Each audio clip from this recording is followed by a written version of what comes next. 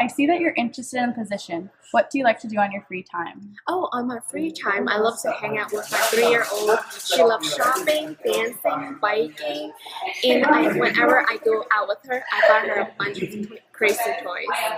This job can sometimes call for work outside of the office and overtime during certain seasons. Would you still be able to work with that? Yes, because I'm able to multitask. So I see your interest in this position. What do you like to do during your free time? I would say I would spend most of my time with my friends, hosting party in my apartment, motorcycling and swimming, hiking, the free stuff. Well, that's great. You sound very energetic and motivated. It's exactly what we need because this job can be sometimes asking for more work outside of the office, but you sound like you can handle that very well. Absolutely. Oh, great. Notice two individuals are being interviewed for the same position.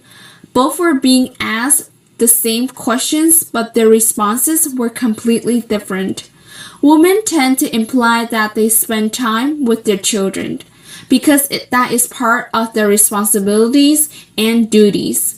Society creates this image that women are motherly and caring, so it is women's duty to care for their children. Motherhood penalty, in other words, the child penalty, is important to the gender wage gap because women are missing out on work experience and opportunities while they care for children. These stereotypes and invisible barriers are one of the reasons that contribute to gender inequality in the workplace. So how did your job interview go? Well, not very good, I guess, because when I went in there, I don't feel very welcome. When I walk into the atmosphere, people give me nasty look. Perhaps it's my way, how I dress, because people dress in professional pencil suit versus I dress in just casual professional suit. Maybe that's one of the reasons. And another reason is they asked me, what do you like to do in your free time? I was just randomly telling them that I want to hang out with my kids because that's part of my responsibilities. And I do see a skill in the professions because I saw mostly male working in the company. I don't hardly see any female. So how did your job interview go? Oh, that was great. 100%. Just that's it. Nail it. You know what?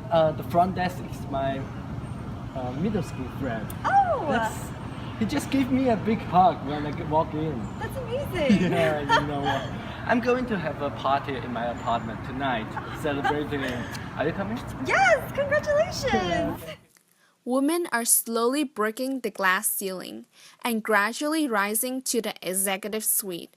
Observing from this graph, you can clearly see that there is only 9% of female CEOs in 2006 compared to 20% of female executives in 2015. This is significant because it is a giant leap. As time progresses, women are taking on critical roles and challenging the social norms to gain more acceptance in our society. Nowadays, women are still underrepresented at every level of the corporate pipeline. Society believes that men should lead the company and take on critical roles such as CEO or director. Because people believe that women are less capable than men despite the fact that they receive the same education and have the same abilities and potential as men. Stereotypes are a hidden weapon that discriminate women and keep them from cracking the glass ceiling. As you can see from this data, there is very little change that shows women are reaching to the top position. In 3 years, only 1% increase since 2012. This implies that women are experiencing extreme difficulties that keep them from advancing their career. Many people bring up the fact that women are being paid 76 cents to a man's dollar, but the data shows that this is only true for white women. In each category, not only do women of color receive less payment than that of white men or white women, but they also receive less payment than their respective men of color. For the ratio of median earnings of full-time, African American men earn 76%, while African American women earn only 64%. The same is true for Latino men who earn 60%, while Latinas earn 56%.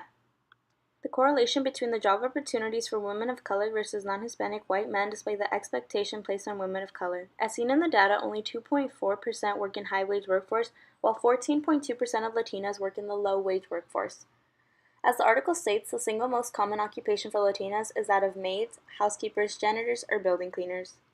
It then becomes the expectation that women of color should take on these jobs, as they seem to require less skill and knowledge to perform these tasks and have been historically seen as women's work.